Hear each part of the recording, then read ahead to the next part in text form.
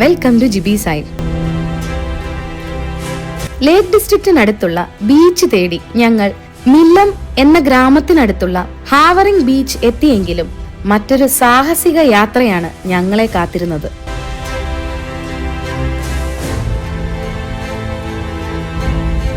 വെള്ളമില്ലാത്ത ഹാവറിംഗ് ബീച്ചിൽ നിന്നും ഹോട്ട് ബാരോ വരെ ഏകദേശം 1-2 മൈൽ നീളമുള്ള ടാറിടാത്ത ഒരു കോസ്റ്റൽ വേ ആയിരുന്നു അത്. ഹാവറിംഗ് ഒരു കാലത്ത് ചെറിയൊരു മത്സ്യബന്ധന ഗ്രാമമായിരുന്നു. ഈ പ്രദേശത്തിന്റെ യഥാർത്ഥ കഥ തുടങ്ങുന്നത് 1850കളിലാണ്. അന്നാണ് ഹോട്ട് ബാരോ മൈൻസ് എന്ന അയൺ ഓർ മൈൻസ് ഇവിടെ പ്രവർത്തനം ആരംഭിച്ചത്. പിന്നീട് ഇത് ലോകത്തിലെ ഏറ്റവും വലിയ ഹെമറ്റൈറ്റ് അയൺ ഓർ മൈൻസിൽ ഒന്നായി മാറി. ആയിരക്കണക്കിന് തൊഴിലാളികൾ ഇവിടെ ജോലി ചെയ്തു. ഈ ഖനികളാണ് ചെറിയ ഗ്രാമമായ മില്ലോമിനെ വലിയ ഇൻഡസ്ട്രിയൽ ടൗൺ ആക്കിയത്.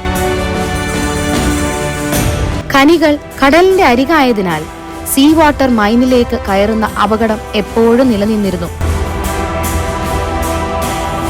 അതിനാൽ 1900 മുതൽ 1905 വരെ വൻ കോൺക്രീറ്റ് ബ്ലോക്സ് ഉപയോഗിച്ച് ഒരു വലിയ സീ വാൾ നിർമ്മിച്ചു. ഈ സീ വാൾ പൂർത്തിയായതോടെയാണ് 1905 ഹോട്ട് ബാരോ ലൈറ്റ് ഹൗസ് നിർമ്മിക്കപ്പെടുന്നത്. ഇത് കാസ്റ്റ് അയൺ ഉപയോഗിച്ച് നിർമ്മിച്ച അപൂർവ ലൈറ്റ് ഹൗസുകളിൽ ഒന്നാണ്. 1866 നിർമ്മിച്ച പഴയ സ്റ്റോൺ ലൈറ്റ് ഹൗസ് ഇന്നും സമീപത്ത് നിലകൊള്ളുന്നു. 1968 മൈൻസ് അടച്ചുപൂട്ടിയപ്പോൾ സീവാളിനകത്തുള്ള ഖനിപ്രദേശം വെള്ളം നിറഞ്ഞ ലഗൂണായി മാറി. പിന്നീട് ഈ സ്ഥലം royal society for the protection of birds സംരക്ഷിത പ്രദേശമാക്കി മാറ്റി. ഇന്ന് ഇത് ഹോട്ട് ബാരോ RSPB റിസർവ് എന്ന പേരിൽ പ്രശസ്തമാണ്.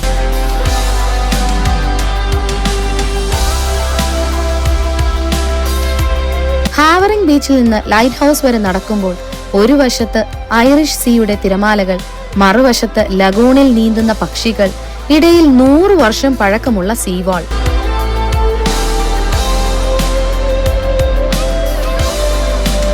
വിശാലമായ മണൽത്തീരം, ശുദ്ധമായ കടൽക്കാറ്റ്, പിന്നിൽ ലേക്ക് ഡിസ്ട്രിക്ട് മലനിരകൾ, ഇവ ചേർന്നാണ് ഈ സ്ഥലത്തിന്റെ ഭംഗി.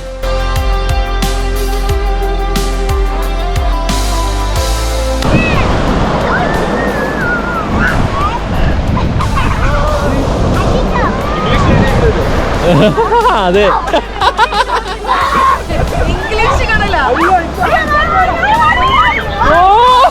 മലയാളം.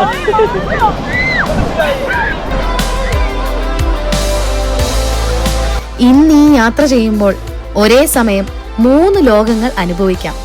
കടലിന്റെ ശാന്തത, വ്യവസായ ചരിത്രത്തിന്റെ ഓർമ്മകൾ, പ്രകൃതിയുടെ പുനർജന്മം.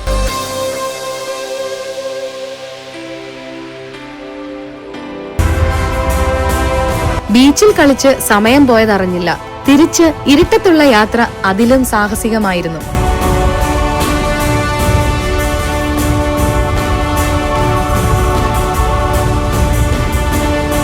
അപ്പോൾ മറ്റൊരു വീഡിയോയുമായി വീണ്ടും വരാം.